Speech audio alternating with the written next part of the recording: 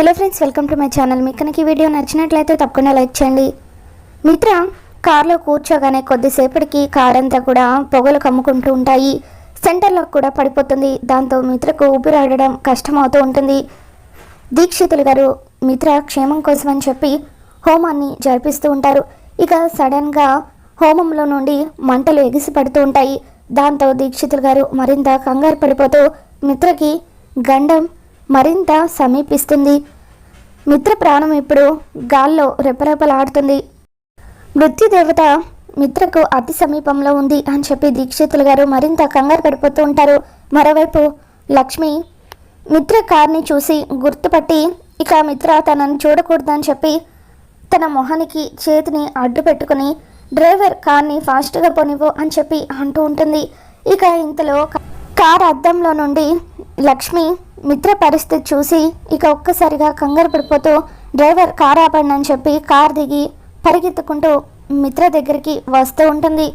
మరోవైపు దీక్షితులు గారు అరవిందకి ఫోన్ చేస్తారు. అరవింద, మిత్ర ఎక్కడ అని చెప్పి దీక్షితులు గారు అడుగుతూ ఉంటే ఏమో దీక్షితులు గారు అదే తెలియడం లేదు అని చెప్పి అరవింద అంటూ ఉంటుంది.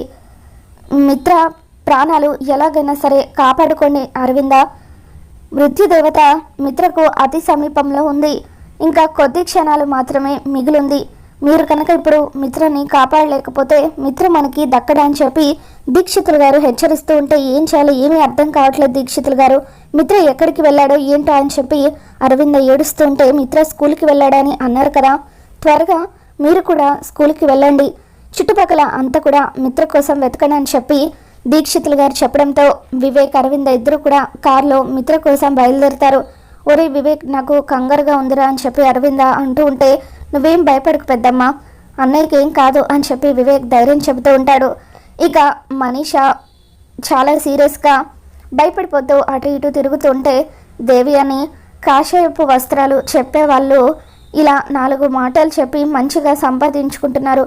ఆ దీక్షితులు మంచిగా నుదుటిన బొట్టు పెట్టుకొని ఏవో 4 మాటలు చెప్పేసరికి అరవిందాక కంగారు పడిపోవడం, ప్రతిసారి ఈ గండాల గోలేంటో అని చెప్పి దేవి అని అంటూ ఉంటుంది. ఇక దాంతో మనీష లేదంటే నిజంగానే దీక్షితులు చెప్పిన మాటలే నిజమని నాకు అనిపిస్తున్నాయి.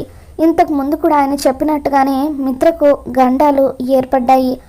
ఇప్పుడు కూడా మిత్రకు గండం ఏర్పడుతుందేమోనని నాకు భయంగా ఉందని చెప్పి మనీష ఇంతకు ముందు కూడా ఆ దీక్షితులు చెప్పినట్టుగానే మిత్రకు ఎన్నోసార్లు ప్రమాదం జరిగింది. మిత్రకు గండాలు ఏర్పడిన ప్రతిసారి కూడా ఆ లక్ష్మిని మిత్రను కాపాడింది. మీకు గుర్తుందా ఆంటీ? అంతకుముందు మిత్ర మంటల్లో చిక్కుకున్నప్పుడు లక్ష్మినే కాపాడింది. తర్వాత ఇంట్లో బాగా గాలి వీచి షాండ్లియర్ మిత్ర మీద పడిపోతుంటే మనం అంతా ఉండి కూడా ఏమీ చేయలేకపోయాం, కానీ ఆ లక్ష్మియే అప్పుడు మిత్రని కాపాడింది. వాళ్ళిద్దరూ హనీమూన్కి వెళ్ళినప్పుడు కూడా నీళ్ళల్లో పడి మిత్రను మొసళ్ళు చంపేయబోతూ ఉంటే అప్పుడు లక్ష్మియే ఆ మొసళ్ళ నుండి మిత్రను కాపాడుకుంది. ఇలా ప్రతిసారి కూడా దీక్షితులు చెప్పినట్టుగా మిత్రకి గండాలు వస్తూనే ఉన్నాయని చెప్పి మనీష అంటూ ఉంటే ఇక అప్పుడు దేవి అని అంటే ఏంటి మనీష నువ్వు ఇప్పుడు అనేది? ప్రతిసారి కూడా గండాల నుండి మిత్రని లక్ష్మినే కాపాడింది. ఇప్పుడు మిత్రని కాపాడడానికి ఆ లక్ష్మి భూమి మీద లేదు కాబట్టి, అది చచ్చిపోయింది కాబట్టి ఇప్పుడు మిత్ర ప్రాణాలు కూడా పోతాయని నువ్వు అనుకుంటున్నావా అని దేవి అని అంటూ ఉంటే లేదంటే ఈసారి కూడా మిత్రని లక్ష్మినే కాపాడుతుందని నాకు అనిపిస్తుంది. దీక్షితులు చెప్పినవన్నీ కూడా అవుతున్నాయంటే మరి లక్ష్మి బ్రతుకున్నది కూడా నిజమే కదా అని మనీష అంటూ ఉంటే అప్పుడు దేవి అని ఏంటి మనీష నువ్వు కూడా ఆ దీక్షితులు ఏదో గుడ్డిగా 4 మాటలు చెబితే అవి నిజమైపోతాయా? అయినా ఇంతకు ముందు కూడా ఆ లక్ష్మి ఏదో అనుకోకుండా మిత్రని ప్రమాదం నుండి కాపాడిందంతే. 3-4 సార్లు ప్రమాదం నుండి కాపాడేసరికి అలా లక్ష్మిని అందరూ కూడా ఆకాశానికి ఎత్తేస్తున్నారని చెప్పి దేవి అని నువ్వు కంగారు పడినట్టుగా ఏమీ జరగదు, ఊరుకో మనీష అని చెప్పి అంటూ ఉంటే లేదంటే నా 6th సెన్స్ చెప్తుంది ఈసారి కూడా మిత్రని లక్ష్మిని కాపాడుతుందని నాకు అనిపిస్తుందని చెప్పి మనీష అంటూ ఉంటుంది.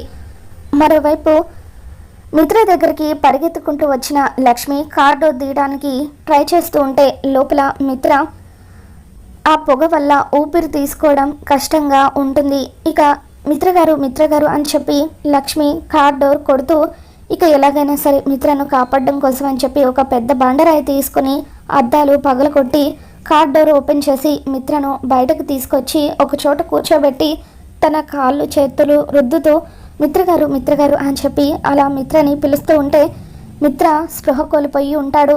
ఇక మిత్ర పరిస్థితి చూసి లక్ష్మి ఏడుస్తూ తన గుండెల మీద నొక్కుతూ మిత్రకు ఊపిరి ఆడేలాగా చేస్తుంది. ఇక వెంటనే డ్రైవర్ని తీసుకొని మిత్రని తన ఒడిలో పడుకోబెట్టుకొని హాస్పిటల్కి తీసుకొని వెళ్తూ ఉంటుంది. ఇక అలా తన ఒడిలో మిత్రని పడుకోబెట్టుకున్న తర్వాత లక్ష్మి మిత్రగారు అని చెప్పి మీకేం కాదు అని చెప్పి ఎంతగానో ఏడుస్తూ ఉంటుంది. ఇక అలా మిత్రని లక్ష్మి హాస్పిటల్లో అడ్మిట్ చేస్తుంది. ఇక ఇంతలో అరవింద వాళ్ళు వెనకాల కారులోనే వస్తూ ఉంటారు. రోడ్డు మీద మిత్ర కారు చూసి మిత్ర అందులో లేకపోవడంతో మరింత కంగారు పడిపోతూ ఉంటారు. ఒరే వివేక్, ఏంట్రా మిత్ర కారులో లేడు, మరి ఇంతకీ వాడు ఏమైపోయినట్టు అని చెప్పి అరవింద అంటూ ఉంటే, ఏమో పెద్దమ్మ, నాకెందుకు అన్నయ్యని ఆ ముందు కారులో వాళ్ళే తీసుకువెళ్తున్నారేమో అనిపిస్తుంది, మనం ఆ కార్ని ఫాలో అవుదామని చెప్పి అంటూ ఉంటే, సరేరా పద అని చెప్పి అరవింద కూడా అంటూ ఉంటుంది. అలా వివేక్ అరవింద్ ఇద్దరు కూడా లక్ష్మి వాళ్ళు వెళ్తున్న కార్ని ఫాలో అవుతూ ఉంటారు.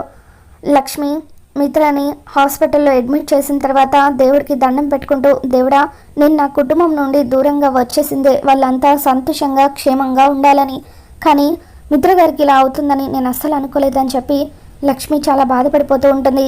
ఇక వెనకాలే అరవింద వివేక్ ఇద్దరు కూడా హాస్పిటల్కి చేరుకుంటారు. లక్ష్మి అరవింద వాళ్ళకి కనపడకుండా ఒక దగ్గర దాక్కుంటుంది. డాక్టర్ బయటకు వచ్చాక ఇప్పుడు మా అబ్బాయికి ఎలా ఉంది డాక్టర్ అని చెప్పి అరవింద అడుగుతూ ఉంటుంది. మరోవైపు మిత్రకి ప్రమాదం జరిగిందని తెలుసుకుని మనీషా కూడా హాస్పిటల్కి చేరుకుంటుంది. మనీషా హాస్పిటల్కి చేరుకున్న తర్వాత డాక్టర్ని వివరాలు అడుగుతూ ఉంటుంది. సమయానికి ఆ అమ్మాయి వచ్చి మీ అబ్బాయిని బతికించకపోతే ఈరోజు ప్రాణాలు దక్కేయే కాదు అని చెప్పి డాక్టర్ అనడంతో, ఎవరు డాక్టర్ ఇంతకీ ఆ అమ్మాయి అని చెప్పి అరవింద అడుగుతూ ఉంటే, అయ్యో ఆ అమ్మాయి ఎవరో కూడా మీకు తెలీదా, కానీ మిత్ర ప్రాణాలు కాపాడాలని ఆ అమ్మాయి ఎంతో తాపత్రయపడింది. నిజానికి ఆ అమ్మాయి ఫస్ట్ ఎయిడ్ చేసి హాస్పిటల్కి తీసుకొచ్చింది కాబట్టి ఇప్పుడు మిత్ర గారికి మేము ట్రీట్మెంట్ అందించగలుగుతున్నాం, లేదంటే పెద్ద ప్రమాదమే జరుగుండేది అని చెప్పి డాక్టర్ అంటూ ఉంటే, ఇంతకీ ఆ అమ్మాయి ఎలా ఉంటుంది డాక్టర్ అని చెప్పి అరవింద అడుగుతూ ఉంటుంది.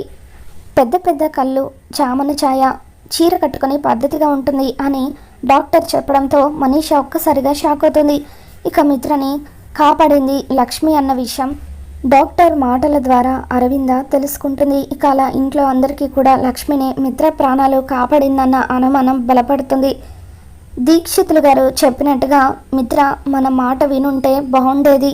అప్పటికి దీక్షితులు గారు మిత్రకి ప్రమాదం అని బయటకు వెళ్ళొద్దని చెబుతూనే ఉన్నారు, కానీ మిత్రని మన మాట వినలేదు అని చెప్పి అరవింద వాళ్ళు దీక్షితులు గారి గురించి మాట్లాడుకుంటూ ఉంటే, ఇక అప్పుడు చాటుగా ఉన్న లక్ష్మి వాళ్ళ మాటలు వింటూ ఉంటుంది.